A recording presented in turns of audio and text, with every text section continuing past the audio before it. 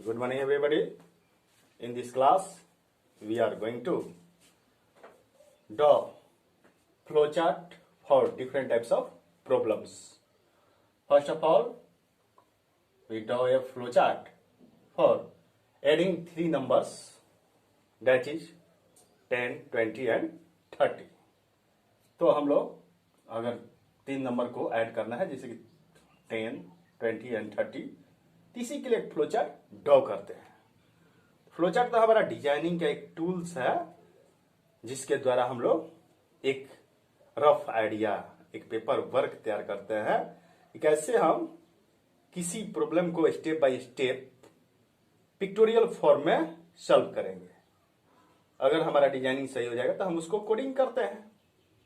Coding हमारा efficient होता है अगर हमारा डिजाइनिंग सही होता है तो फ्लोचार्ट में सबसे स्टार्टिंग में ये इलिप्टिकल शेप होता है, टर्मिनल बॉक्स, जिससे हम स्टार्ट और स्टॉप प्रोसेस को व्यक्त करते हैं। स्टार्टिंग में स्टार्ट सिंबल, ये ओवल शेप में स्टार्ट वर्ड का यूज करते हैं और जिसमें ओवल का यूज करते हैं इसमें स्टॉप लिखते हैं।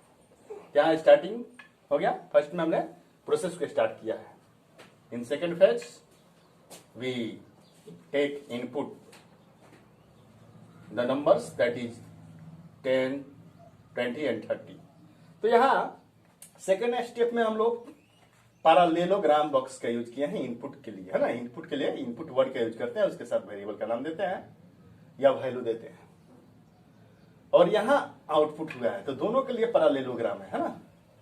और हर एक बॉक्स एरो द्वारा कनेक्ट हुए हैं जो कि डेटा का बहाव दिखा रहा है, टॉप टू बॉटम यहाँ डेटा का फ्लो हो रहा है। तो यहाँ इनपुट हुआ है। इनपुट के बाद हम इन नंबरों को जोड़ना चाहते हैं। तो यहाँ ये प्रोसेस हुआ है, प्रोसेस के लिए रेक्टेंगुलर शेप का बॉक्स यूज हुआ है। कोई भी वेरिएबल का वैल्यू इनिशियलाइज करना है या प्रोसेसिंग करना है, मैथमेटिकल अर्थमेटिकल, तो यहाँ हम प्रोसेस बॉक्स का यूज करते हैं, यानी रेक्टेंगुलर शेप का यूज करते हैं। तो हमने यहाँ पे ये वैल्यू जो लिया है 10 प्लस 20 प्लस 30, तीनों को मैं ये प्लस ऑपरेटर के यूज करके और असाइनमेंट ऑपरेटर के द्वारा सम वेरिएबल में असाइन कर रहे हैं। अब ये रिजल्ट हमारा सम में स्टोर है, इसको प्रिंट करना है। तो इसके लिए हमने फिर यहाँ पे यूज किया है पैरेललोग्राम, जिसके लिए हम आउटपुट डिस्प्ले करा रहे हैं, सम का वैल्यू डिस्प्ले करा रहे हैं। तो इसलिए यहाँ पे प्रिंट वर्ड का यूज हुआ है। तो इनपुट और आउटपुट का बॉक्स दोनों का सेम होता है, केवल यहाँ वेरिएबल के साथ जो वर्ड होते हैं उसी में डिफरेंस होता है। इनपुट के लिए इनपुट, रीड या एक्सेप्ट का यूज करते हैं, जबकि प्रिंट के लिए प्रिंट, राइट या डिस्प्ले वर्ड का हम यूज करते हैं वेरिएबल के नेम के साथ। और लास्ट में जब वैल्यू हमारा प्रिंट हो गया तो स्टॉप, या फिर यहाँ पे ओवल शेप यानी इलिप्टिकल शेप, टर्मिनल बॉक्स का यूज हुआ है ना। तो इस तरह से हमारा फ्लो चार्ट कंप्लीट हो गया।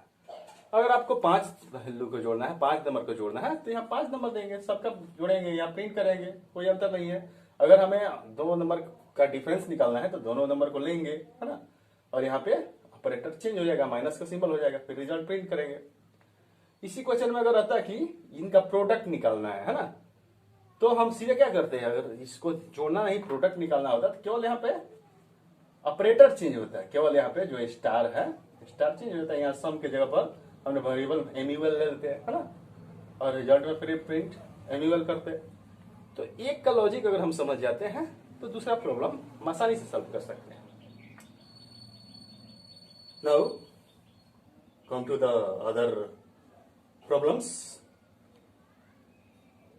Draw a flow chart to display all natural numbers from 1 to 30। एक दूसरा फ्लो चार्ट देखते हैं जिसमें हमें 1 से लेकर 50 तक सभी प्राकृतिक संख्याओं को प्रिंट करना है। तो 1 से लेकर लगातार जो संख्या सब प्राकृतिक संख्या है ना। तो यहाँ पे स्टार्ट यहाँ भी यूज हुआ है, यहाँ स्टॉप यूज हुआ है। स्टार्ट में हमने क्या किया, प्रोसेस को स्टार्ट कर दिया। यहाँ पे पी का वैल्यू 1 से लेकर 50 तक है, यहाँ प्रोसेस सिंबल का यूज हुआ है, क्योंकि वेरिएबल का वैल्यू इनिशियलाइज करना है। तो पी इक्वल टू हमने 1 लिया है ना। इस पी को प्रिंट कर दिया है। ये पैरेललोग्राम बॉक्स है, इसमें यहाँ पे आउटपुट प्रिंट हो रहा है। तो पी का वैल्यू प्रिंट होगा तो पी में क्या है 1 है, 1 प्रिंट हो जाएगा। फिर आकर यहाँ कंडीशन अब चेक करना, चूंकि 85 तक प्रिंट करना है तो यहाँ पे डिसीजन बॉक्स का यूज हुआ है, यानी डायमंड शेप सिंबल का यूज हुआ है। यहाँ कंडीशन लग गया इफ पी लेस देन 50,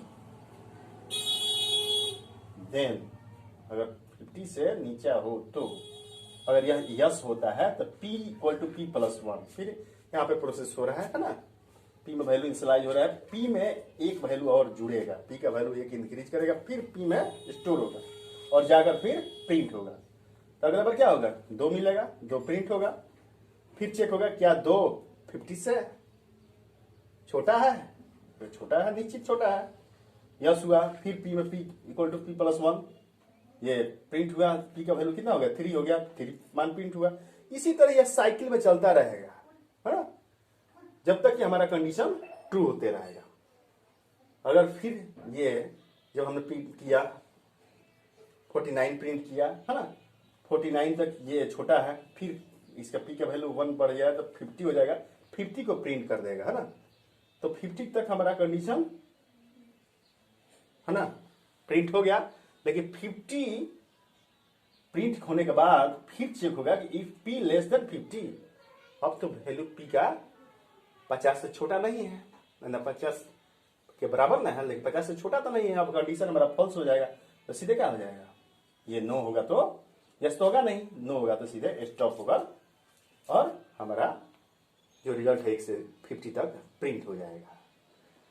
तो यहाँ पे डायमंड शेप का भी यूज हुआ है, और जो सिंबल है उसमें एक 1 इनपुट और 1 आउटपुट होता है, जबकि डायमंड सिंबल में एक एंट्री पॉइंट 2 एग्जिट पॉइंट होते हैं, ट्रू और फॉल्स दोनों कंडीशन में, है ना।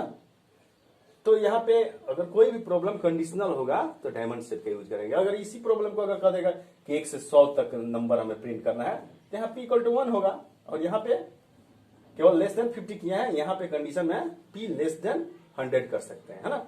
ये वेरिएबल जो है उसको हम चेंज कर सकते हैं, उसका नाम P या X या A कुछ भी ले सकते हैं, है ना। अगर बोला जाए आपसे कि draw a flow chart to display all natural numbers from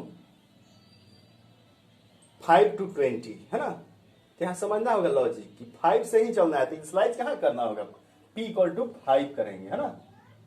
अगर 20 तक करना है तो P लेस देन 20 करेंगे, है ना। तो इस तरह से ध्यान देना है ना, कि हमें एक का लॉजिक समझ जाएंगे तो दूसरा आसानी से सॉल्व कर सकते हैं। अगर इसी नंबर को कह दे कि राइट ये flow chart to display all natural numbers from 1 to 50 in reverse order, है ना, आपको रिवर्स ऑर्डर करना है, यानी 50 to 1 करना है, 50, 49, 48 ऐसे करते हुए 1 तक पहुंचना है। तो वहां पे लॉजिक चेंज हो जाएगा, यहाँ सीधे क्या करेंगे, यहाँ पे स्टार्ट इक्वल टू स्टार्ट तो कर देंगे प्रोसेस, फिर यहाँ P इक्वल टू 50 से चलना है तो P इक्वल टू 50 यहाँ हो जाएगा, है ना, और 50 को प्रिंट करेंगे। फिर यहाँ पे चेक करेंगे कंडीशन, तो ये यहाँ पे कंडीशन भी बदल जाएगा logic, if P less than अब नहीं हो जाएगा, ग्रेटर देन इक्वल टू 1 हो जाएगा, क्योंकि 1 तक हमें प्रिंट करना है ना। और यहाँ पे जो होगा अब P equal to P plus 1 नहीं होगा, P equal to P minus 1 हो जाएगा, है ना। 50 से अगले बार क्या 49 होगा, 48 होगा, 47 होगा, जब तक P का मान 1 या 1 के बराबर हो या 1 से छोटा हो, या मतलब 1 से बड़ा हो या 1 के बराबर हो, वहां तक प्रिंट करना है। एक फ्लो चार्ट को समझ जाएंगे, थोड़ा सा लॉजिक में अंतर करेंगे, दूसरा हम आसानी से सॉल्व कर सकते हैं। और इसी लॉजिकल माइंड का यूज करके जब हमारा फ्लो चार्ट अच्छा एफिशिएंट हो जाता है ना, रिजल्ट ओरिएंटेड हो जाता है, तो हम प्रोग्राम कोई भी आसानी से डेवलप कर सकते हैं। तो इन फ्लो चार्ट को समझते हुए एक क्वेश्चन आपको दे रहा हूं, उसको सॉल्व करने का प्रयास कीजिएगा, नहीं तो अगले क्लास में आपको जो भी प्रॉब्लम होगा मैं बताऊंगा। Draw a flow chart to check a given number is even और ऑड। आज इसी के साथ इस कक्षा का समापन होता है। धन्यवाद, नमस्कार।